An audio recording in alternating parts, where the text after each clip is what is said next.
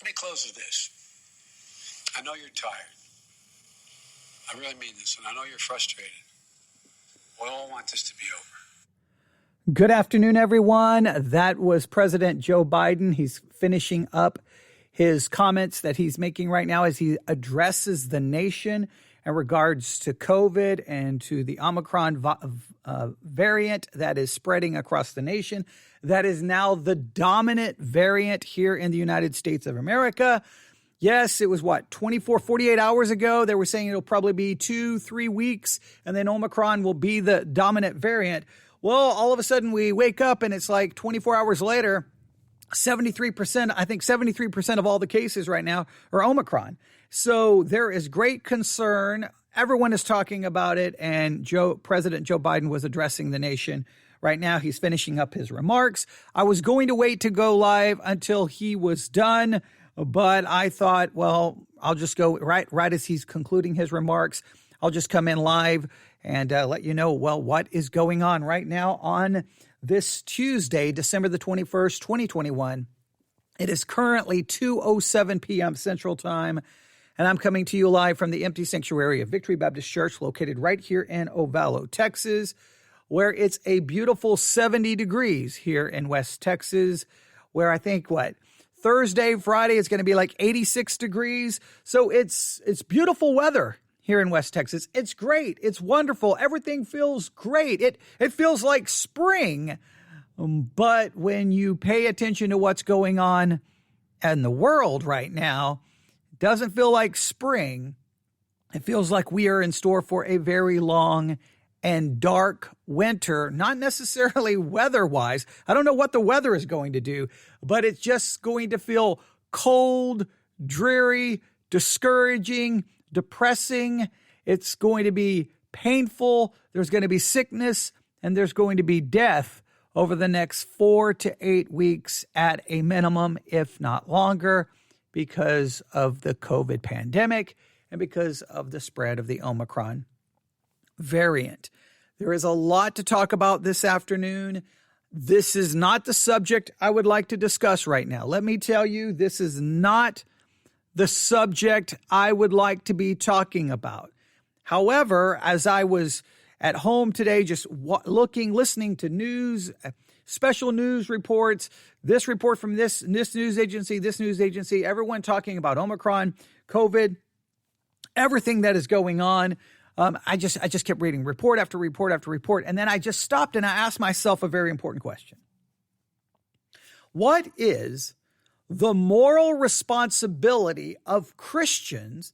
What is the moral responsibility of churches in the middle of a global pandemic? And I know global pandemic is somewhat redundant because a pandemic is, global by definition, but just to emphasize it, do we have any moral responsibility?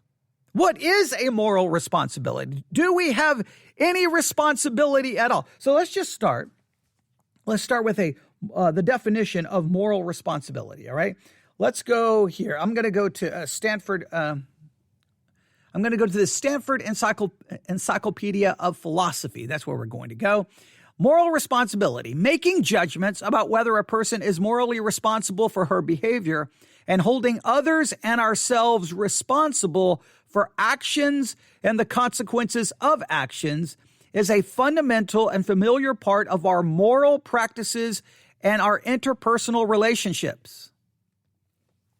So let me read that to you again. Making judgments about whether a person is morally responsible for her behavior. So let's just start right here from a Christian perspective.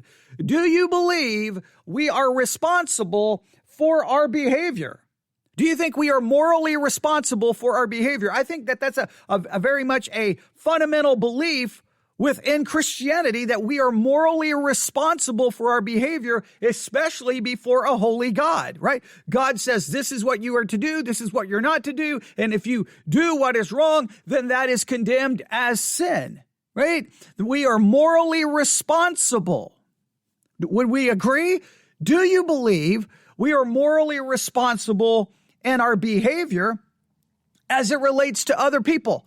And we would obviously, as Christians, would have to say, obviously we are, because God commands us how we are to act towards other people. We are to love people. We're to turn the other cheek. We're to love even our enemies. We're to place others before ourselves. So as Christians, we believe in moral responsibility. I think that everyone would agree that's a fundamental aspect of Christianity. So if we believe in moral responsibility, what is that moral responsibility in the face of a global, again, I'm emphasizing it, pandemic? Do we have any responsibility, or do all we have to care about is ourselves? Is that all we have to care about? Can we say, you know what? I don't care if I spread COVID to someone else. Not my responsibility. I don't care if I get COVID and then have to take up an ICU bed, which then limits other people's ability to get that same bed and get the care they need. Not my responsibility. I don't care if I get COVID, go to the hospital, and then possibly infect the medical staff. Not my responsibility. I don't care if I go to church and spread it. Not my responsibility. Is everything about not our response? Is the new Christian morality of 2021 is not my responsibility, not my responsibility. I don't care. I'm going to do what I want. Is the Christian worldview now, I'll do what I want. I don't have any responsibility to anyone else, and I don't care. Is that the new, I don't know, but I know this.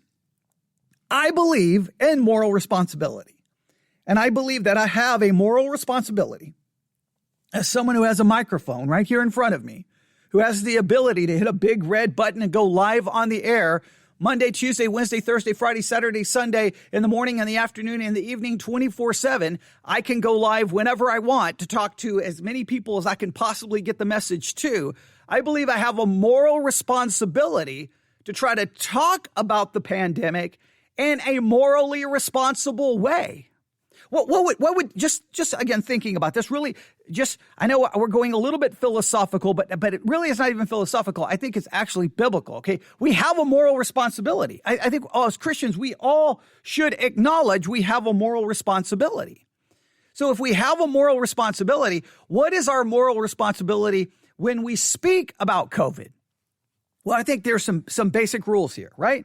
Number one, we have to be factual. We cannot be throwing out, crazy ideas, conspiracy theories, false information. We cannot spread lies. We have a moral responsibility not to spread lies, but to speak the truth. I think everyone can agree with that. Yes. Now there can be differences of opinions. There can be different approaches, but whenever we're discussing those different perspectives and different approaches to a particular situation, we cannot try to justify our perspective or our opinion with fraudulent information. We cannot do that. So we have to verify.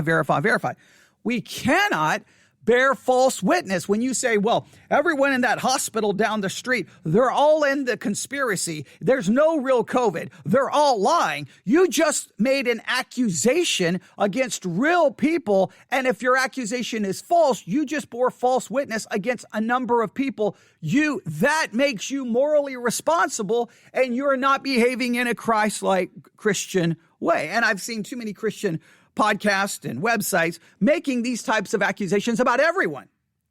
People in the government, hospitals, doctors, everyone. They've made all kinds of wild, crazy accusations. They've made accusations and claims about the vaccine. They've made, it just doesn't matter. It's almost like Christians have just decided in the middle of a pandemic, moral responsibility no longer exists. Can we just ignore moral responsibility in the middle of a pandemic? I think if there's ever a time we can say, what am I morally responsible to do? And there's basic things in the scripture that we have talked about. So what is your moral responsibility? I just think that's just a very basic question. And then, so let's just start with that. So what is our moral responsibility? I really want you to just think about that and try to answer. What is your moral responsibility as an individual? What is your moral responsibility as a family? What is your moral responsibility as a church? As we're getting ready to go in to a very dark and unpleasant 4 to 8 weeks, if not longer. I'm hoping the Omicron variant, if I can speak correctly, variant, you can tell that there's a lot of emotion built into me this afternoon, right? I've been listening, and it's just, yeah, there's a lot here. And I've been processing. So I'm sorry to just turn on the microphone and just like, boom, just hit you with it. I didn't even ease into this, but there is a lot to say. So just stay with me. We have a lot to talk about, and hopefully I can try to make this as beneficial as possible. So what is our moral responsibility? I believe I have a moral responsibility to be talking about it, to try to offer some kind of balance, some kind of perspective, and try to do everything I can to protect people from being pulled into some abhorrent direction where they're not acting like Christians or thinking like Christians. They're acting in a morally reprehensible way. They're not demonstrating moral responsibility. They're demonstrating a lack of morality in their thinking and actions in the middle of a global pandemic. Right? That's something that has to be considered. And there's so many issues we could talk about in regards to moral responsibility. So I just want you to think about that. What is your moral responsibility? And then here's what I really want you to think about. What is your solution? What is your solution? It seems every time I get emails about all of this, right? Because as soon as I talk about it, it's crazy. 50% of the audience immediately turns against me. It's just like immediately, boom, and we're against you because this is so politicized. And it's so weird. Why in the middle of a pandemic, everyone sees the same pandemic through the lens of politics? Well, right there tells me what I have been screaming about for, it feels like 20 years, the political hijacking of the church. Why do Christians, when they talk about the COVID pandemic, sound like Republicans or sound like Democrats instead of sounding like Christians? Why is it so politicized? It absolutely drives me crazy. But that is where the situation is. So no matter what I say, people get upset. But here's my question, all right? Again, there's so many things. So number one, what is your moral responsibility? And number two, what is your solution? What is your solution? Because as soon as I talk about it, I'm going to get all kinds of emails. And basically I can pretty much summarize most of the emails this way. I'm not wearing a mask. I'm not social distancing. I'm not getting the vaccine. I'm not doing anything. And that's how it sounds. It sounds like a little kid just, I'm not doing anything. I'm not doing anything. And you're like, what in the world? My daughter I have her voice memo. I think I have the voice memo on my iPad. She obviously works for American Airlines. She's been busy. I think she was on multiple flights today, doing different things. And there was a gentleman. He gets on the plane, clearly not wearing what he's supposed to be wearing as a mask, right? Wearing something, some absurd thing on his face to try to make some, frivolous, ridiculous point. And my daughter and this is a grown man, my daughter has to walk up to him and say, that's not approved. Yes, it is. No, it's not approved. Yes, it is. They let me through airport security. Sir, there's a difference between airport security and the guidelines and the rules put forth by the airlines. If you're going to be on this flight, you have to wear an approved mask. That is not approved. No, it's not the rule. You go show me the rule, and then I'll listen to you. So my daughter walks away, immediately pulls up the rule, walks right back, takes her phone, shows him the rule, and he then, like a 2-year-old child, he refuses to look at her phone. Says, I'm not going to look at that. I'm not going to look at that. You should just leave me alone. You should just let me enjoy my flight. So again, all he cares about is himself. Doesn't care about anybody else. Doesn't care even about my daughter. Doesn't care about anybody else but his own selfish pursuits. And my daughter's basically like, well, look, you're not going to enjoy your flight because if you don't put on the correct mask, you're not going to be on this flight. You're going to be removed. It's like, why is my daughter dealing with a grown man acting like a toddler? What has happened to people? So it's just insane the way people are acting. But back to my question. So what is the solution? Because what I get from most people who email me is they don't want to do anything. No mask, no social distancing, no vaccine, nothing. The church, that's how the church is acting. No, we're not going to limit the size of, not only are we not going to shut down, we're not going to limit the size of how many people can meet. We're not going to have masks. We're not going to social distance. We're not going to do anything because it's about us. But then we claim, but really, it's about God. It's about Jesus. It's about, see, as soon as we say it's about Jesus, then we can do what it reminds me of our study of Isaiah 7, 8, and 9, where when Ahaz was given the opportunity to ask for a sign, he got all super spiritual. Oh, I would never tempt the Lord with a sign, because he'd already made up his mind. He didn't care what God wanted. He didn't care what God's plan was. He didn't care what God's way was, God's will was, or God's word was, because Ahaz had his own way, his own will, and his own word, which I'm going to join with the Assyrians. But he covered it up, trying to make himself sound all spiritual. And Christians love to, faith over, we just throw out every spiritual thing, but all it demonstrates is we're like little kids who want our way and not willing to do anything else. So what is your solution? When I was in the military, I had a rule. I had a simple rule, because at times I was in charge of lots of people, and so I had a rule. Do not come knock on my door. Don't come walk up to me and give me a complaint. If you walk up and give me a complaint, I am not listening to you. They say, so I can't complain about anything? No, give me a solution. Walk up and say, hey, what if we do this? Hey, do you think this would work? Whatever the problem is, don't present it as, here's the problem. Present to me the solution. What can we do better? I will listen to your suggestions. So when it comes to Christians and COVID, what is your solution?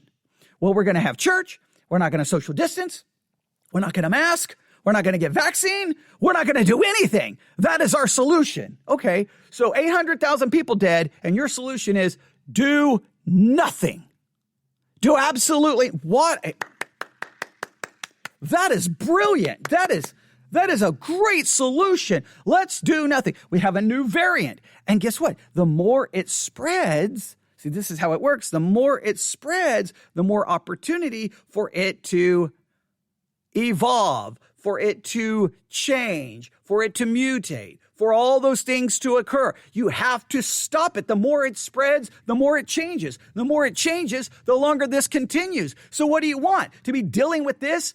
And 2075, where do you want it to end? Never? Now, everybody says, oh, I want it to end. I'm so tired of it. We're all tired of it. But what is your solution? What is your moral responsibility? And what is your solution?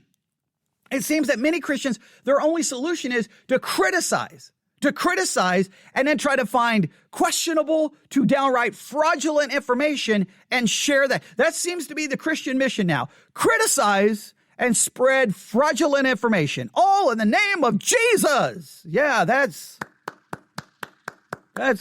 brilliant. Can't we have a better thinking process, a more biblical one? So this whole situation right now is not good. It is not good. And I'm just going to give you, we're not even going to be able to get to everything I wanted to get to here. We're going to have to make this 2 parts. But what I'm going to do here is I'm going to play a little bit, and I'm going to probably play this again in the next episode, because I really was going to break down what I wanted to do in this episode was, once again, try to demonstrate what the world is saying versus what the church is saying. And it's just so bizarre to me what has happened here.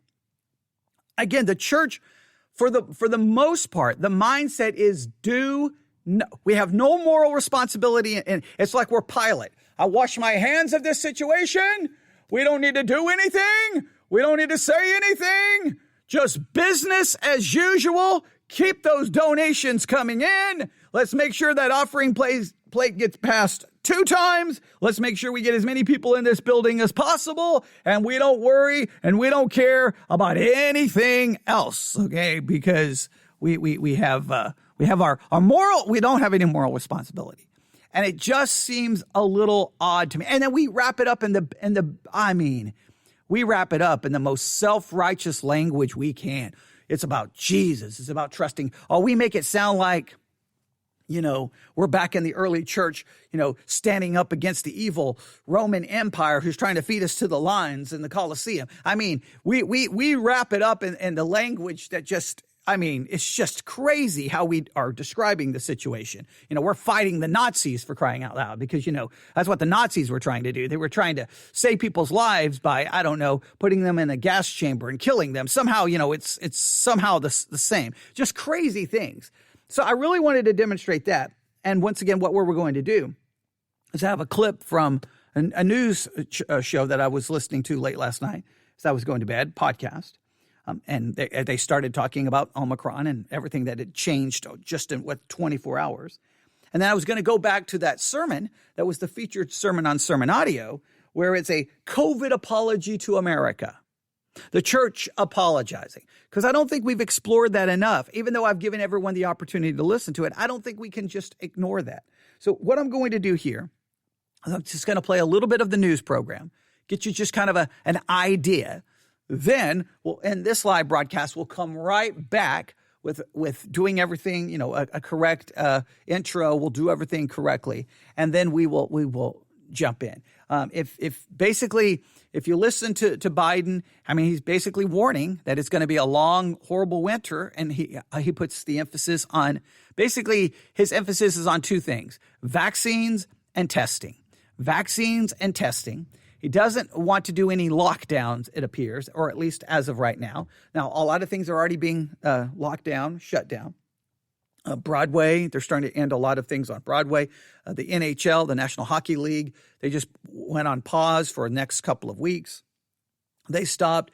NHL, the NFL's postponing games, moving games around. NBA is postponing games. There's a lot of situations that are starting to develop once again. Now, people, you may sit there and say, it's an overreaction. It's an overreaction. You can say that. I don't know how. I don't know. It's just amazing. 800,000 people are dead. And no matter what anyone says now, it's an overreaction. Everything is an overreaction. I remember how everyone reacted on 9/11, September the 11th, 2001. I remember how everyone reacted there. Everyone lost their minds. And very few people were saying it was an overreaction. 800,000 people dead. And that was what right at 3,000, around 3,000 people died on that day. Horrible, tragic. Never forget the day. I could tell you all the stories about everything that happened to me that day. Well, I was in the military and everything that went down. It was absolutely crazy. It was right to take that serious. It was right to consider it. But 800,000 dead, and the attitude by many are like, yeah, whatever, next. And it's like, well, again, moral responsibility. What is your solution? But let's just listen to a little bit of what I heard last night as they talk about, well, everything that was developing last night, more developments today. I got a notification. So what time did I get this notification? Let me see here. What time? At 11:37 a.m., Massachusetts activates National Guard to support hospitals. So now we got military being activated, National Guard being activated to support hospitals. I mean, you guys, it's all a grand conspiracy being pulled off by, I don't know, some person in an underground bunker somewhere with direct communication to millions of people. You can go there if you want to just, look, if you want to drink the QAnon Kool-Aid and you want to spend your life with thinking it's all a conspiracy, you can. You can tell all the people who lost loved ones because they died of COVID that, hey, I don't believe you. I don't believe your loved one really died. You can go, full-blown conspiracy, like, denying Sandy Hook, the mass shooting occurred. You can just start saying that all the bad events are not really real and they're just, false flag events. You can go there if you want. I just wish you wouldn't do it in the name of Christ. That's what I wish. But here's a little bit of what I heard last night. happy to have you here. 2 weeks ago, the CDC said that the Omicron variant of COVID accounted for 0.4% of all the COVID known to be circulating in this country, 0.4%. Then last week, the CDC said it went from 0.4% of all COVID to 3%. Now, from last week to this week, Omicron has gone from 3% of all the COVID in the United States, from 3% to 73%. 0.4% 2 weeks ago, 3% last week, 73% this week. 3% to 73% in 1 week. 0 to 73 in 2 weeks? That's just absolutely crazy. Now, that doesn't mean everyone who gets it is going to be in the hospital. Doesn't mean everyone gets it is going to die. It just means the number of that this is it spreads easy. It's easy for people to get infected, and the more people are infected, just takes a small percentage of that larger number, overwhelm the healthcare system. And it just takes a lot of people who are irresponsible and only care about themselves to spread it to other people who may not even be in a position to do anything to protect themselves. There are some of us, like myself, who cannot get the vaccines. Therefore, I am more vulnerable that if I get it, to be hospitalized and possibly face death from a human perspective. Obviously, I understand God is sovereign, but that is frustrating that other people could care less about their responsibility. They don't care about anybody else but themselves. I can't do anything. When I asked my doctor, hey, can I get the vaccine? She just laughed her head off. She's like, no, you cannot. You remember what happened? No. Okay, you'll probably die. We don't know what will happen to you. All right, well, that's comforting. Okay, so I can't get the vaccine, but if I get COVID, I have, from a human statistical perspective, I have a far greater chance of not only being hospitalized, but possibly dying. And fellow Christians will be like, well, your problem. Yeah, who cares? Not going to do anything for you. Not my problem. Not my responsibility. I don't care. Thank you for that. Such a Christ-like, wonderful attitude. I just greatly appreciate that. I really want you to know that. So, bye-bye Delta. Omicron is now leaping ahead, becoming the dominant strain in the United States of America in just a lightning flash. In terms of what the new Omicron pandemic is going to be like compared to the Delta pandemic, compared to the original strain coronavirus pandemic before that, well, what we know about Omicron thus far for sure is that it is massively contagious. It's just massively transmissible. We know that, yes, vaccinations help when it comes to Omicron. It helps prevent you from becoming infected, and it certainly helps you avoid serious illness, hospitalization, and death. Vaccinations do help. Even if you are already vaccinated, though, we know in the case of Omicron, you need a booster now. If you're not vaccinated yet, my God, now's the time. I mean, the big question here is we do not yet know exactly what this new variant and its massive transmissibility, the huge case numbers it's already generating, we don't know what that means for expected hospitalization numbers and death numbers. So far, for example, New York City, which is a place that's very highly vaccinated, they are seeing the largest daily case numbers they have ever seen. More new infections per day in New York City right now than they have ever seen ever before. But that's the case numbers. The hospitalization numbers don't look the same. The hospitalization numbers in New York City are not rising too, as huge numbers of new infections are reported. Now, this wave of... Now, a couple of things. You have a place that's highly vaccinated, but cases are exploding. So, see, some people say, well, see, the vaccine's not working. Well, look, first of all, the vaccines are never guaranteed to keep us from ever getting it, all right? Sterilized immunity is not what a lot of vaccines do. That what they're supposed to do is lessen the severity of something if you do get it. So let's just go with the idea that, okay, New York, people are a high vaccination rate, but cases are absolutely exploding. All right, so that is pretty much a warning sign that no matter where you live, a place where there's lots of vaccinations or a place with very low vaccination rates, cases are going to explode. That's the first warning sign right there. We're getting ready to see an explosion of cases pretty much everywhere, irregardless of vaccinations. However, currently in New York, now it will take about 2 to 3 weeks before we see, currently hospitalizations are not going up.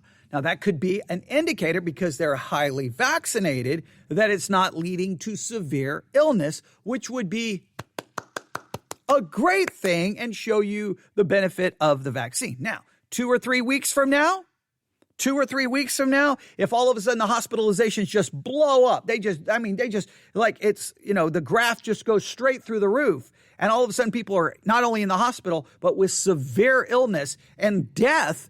Well, that will be a somewhat of a horrible, frightening warning that maybe the vaccines will not protect against Omicron. Now, right now, everybody seems to think that it will, but we have to wait to see what those hospitalizations do. If they remain low, then places with high vaccination rates may get large number of cases. However, it may not lead to large hospitalization rates, which would be a positive thing. Lives would be saved. Resources would be protected. The healthcare system remains intact and everything moves forward and we can move past it after we reach the peak of the Omicron variant spreading. And we'll have to wait and see what the next variant will be.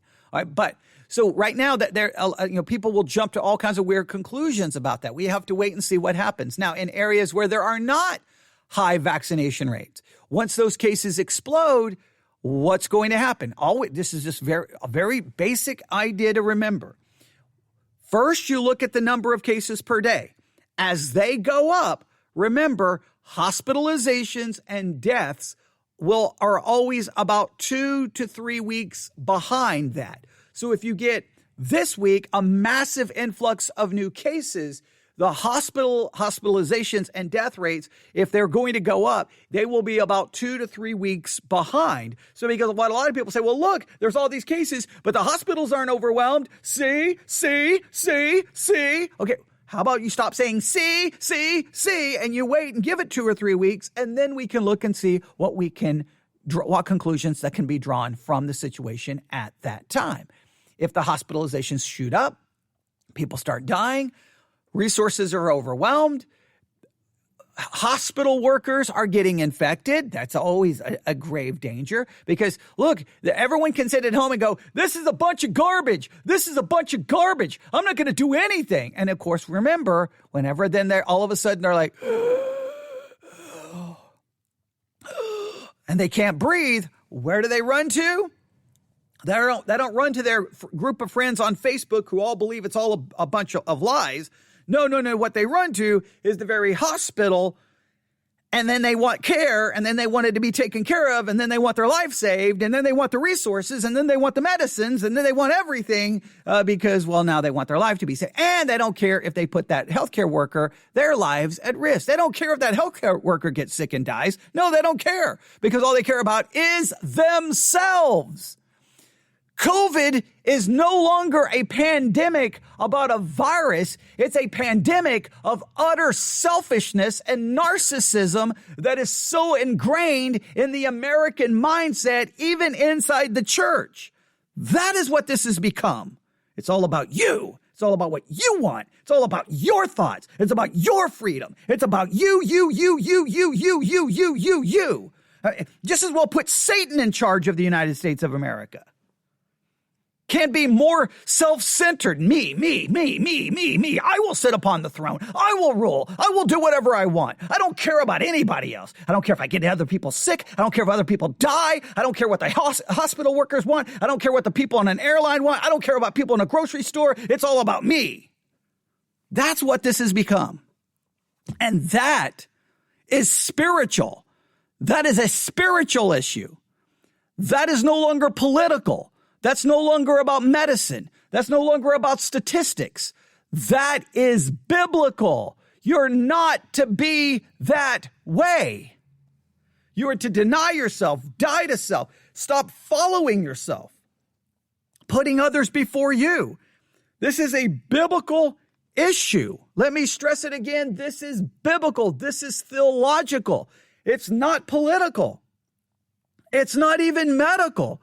What is your moral responsibility in it? And what do you want people to do? It's like the only thing the church cares about is, well, what position can we take right now that will ensure that we get more people to show up, more donations, and we can get our 15 minutes of fame? Oh, well, it looks like if I put my finger up in the air right now, it feels like the best position to take is don't follow any of the rules and more people will come to my church. That's what I need to do. That seems to be the way. And people are like, no, how dare you say that? We're doing it on principle. We're doing it for God. You're doing it for yourself.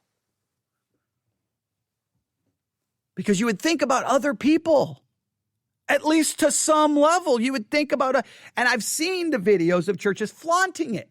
Look at us. We're here praising God, not a mask in sight. We're godly. Look at us. All of you all those other churches are full of fear and liberals, but look at us. And then when somebody in leadership gets COVID, let's keep that on the down low. Let's keep that secret. We don't want anybody to know. We got to don't tell anybody.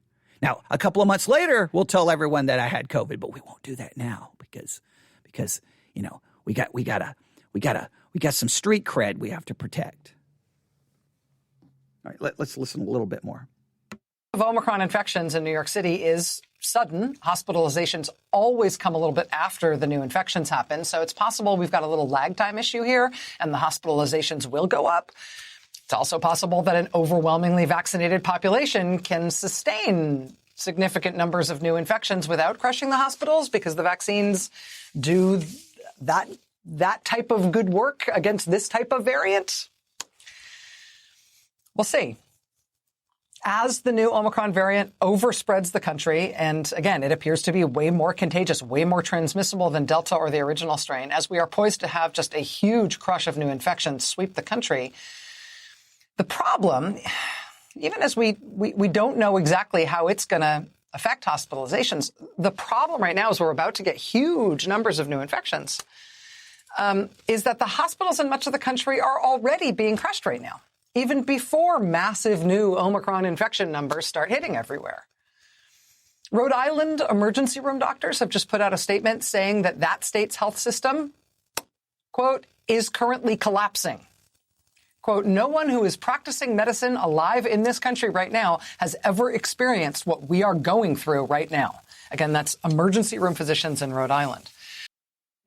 And what drives me crazy is Christians seem to care less. They don't care what the medical world's going through. They don't care what nurses are going through. They don't care what doctors are going through. They don't care. They just don't care. Who cares what you go through? Not my problem. But we're going to have church. We're going to do it our way. We're going to make sure we make a point. We're going to make sure we let everyone know. And then when we get sick, we're going to run to that very healthcare system that's being overwhelmed so that we can contribute to it being overwhelmed a little bit more. And then we're going to demand that we get the best care right now. And we're going to make sure those doctors take care of me.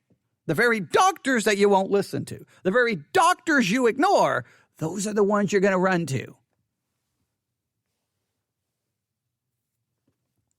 That's where we are today. That's where we are today. I could go through headlines right here. Like I said, I've already read from the one. In fact, I sent it to my daughter since she lives in Massachusetts about what's going on there. She probably already knows what's going on there. She's too busy dealing with, grown men acting like children on flights. Some of the headlines right now. Omicron sweeps across the nation. Texas records first death in the U.S. of Omicron. The patient had been infected before, was infected again. Obviously, he wasn't vaccinated. There we go.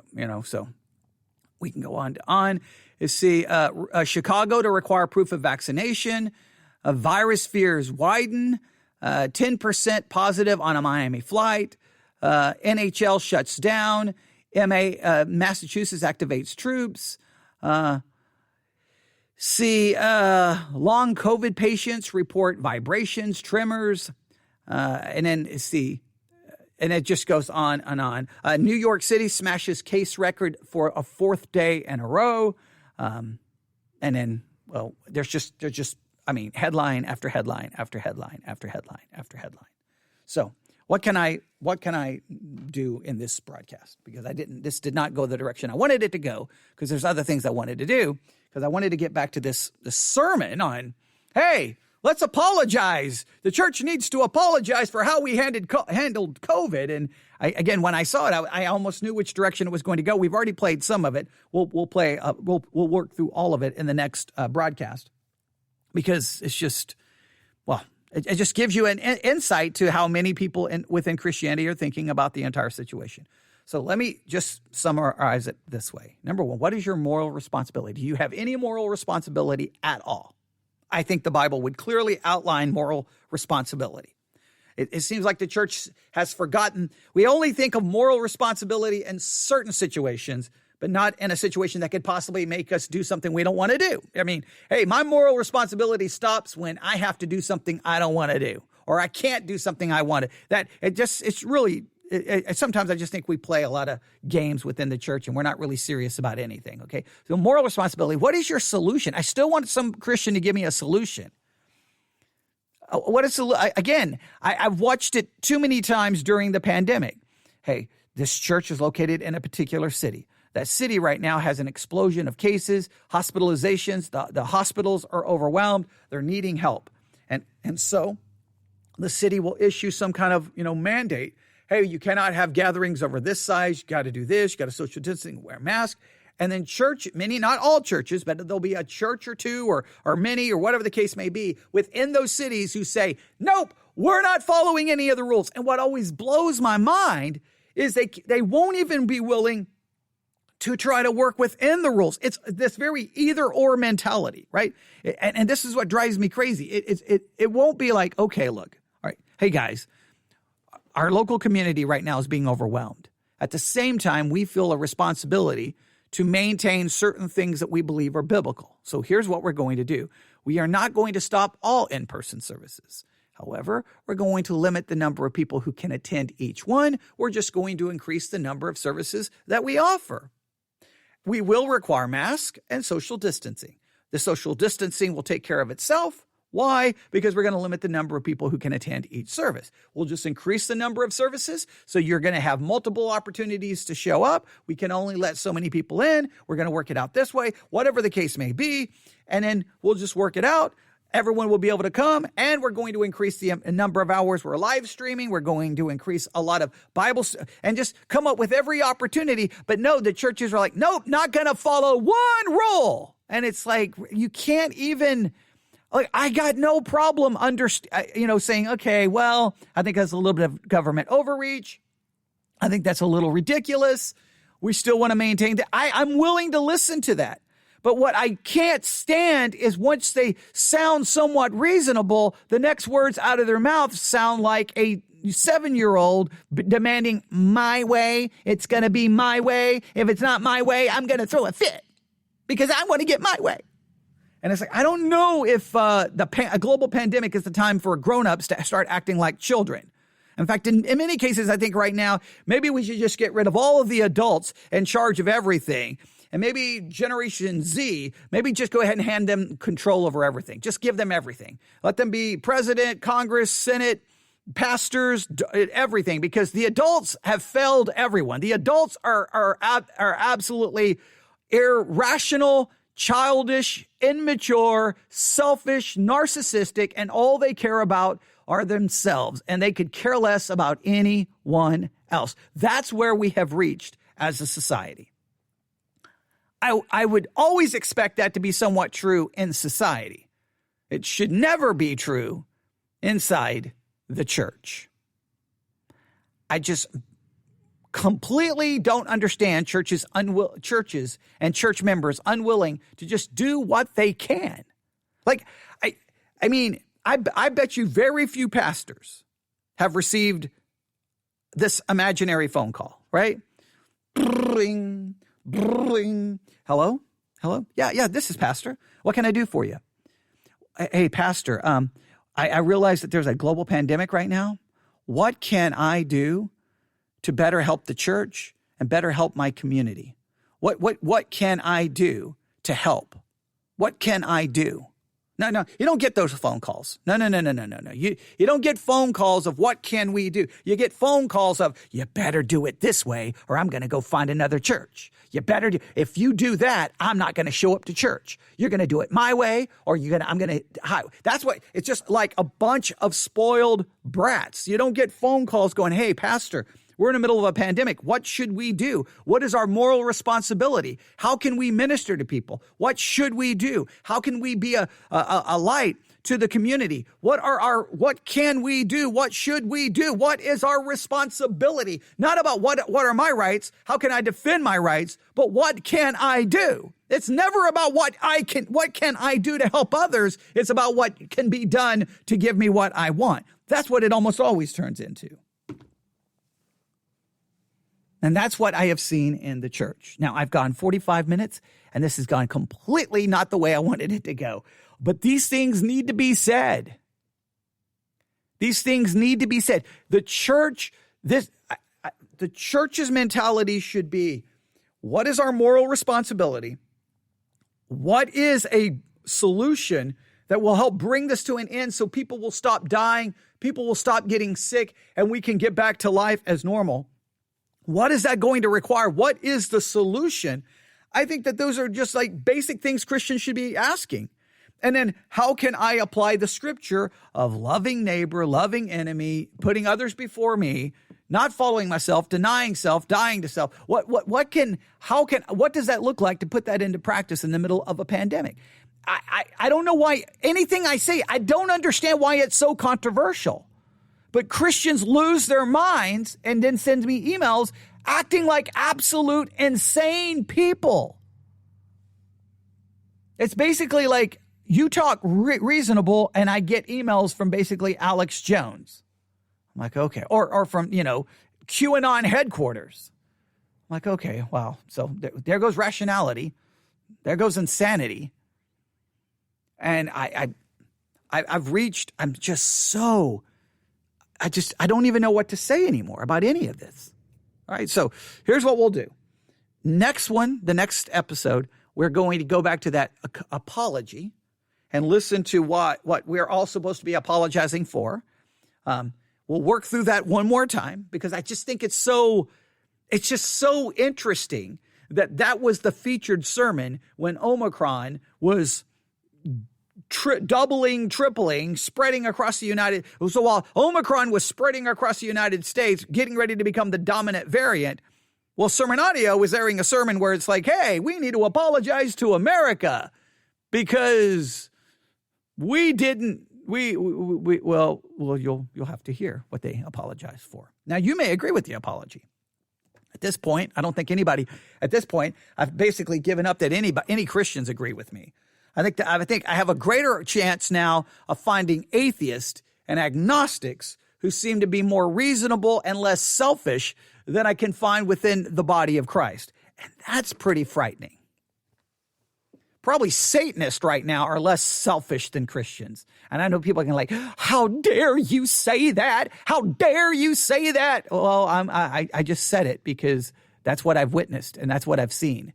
And it's sad to witness and it's sad to behold. I don't say it with pleasure. I say it frustrated. I say it irritated. I say it that for many, COVID has created an atmosphere where they don't even feel welcome in a church anymore. That's not acceptable. That's not acceptable. Because nobody was just willing to do a little bit, like, it's just so crazy. I truly believe that COVID has been a spotlight revealing the true spiritual nature of the church. I think COVID was an opportunity to see, are we going to demonstrate humility, selflessness, not selfishness? Are we going to demonstrate love for others, love for that? what are we going to find? And COVID came in, it was just this huge spotlight, and all we have seen is, well, all the bad and all the dirt and all the wrong way of thinking. And instead of looking at it going, man, let's examine ourselves in light of this COVID situation and see what we can learn about ourselves and what we can do better, it's like we've just doubled down and grabbed onto the worst part of ourselves and allowed that to dominate our thinking and our actions and our feelings.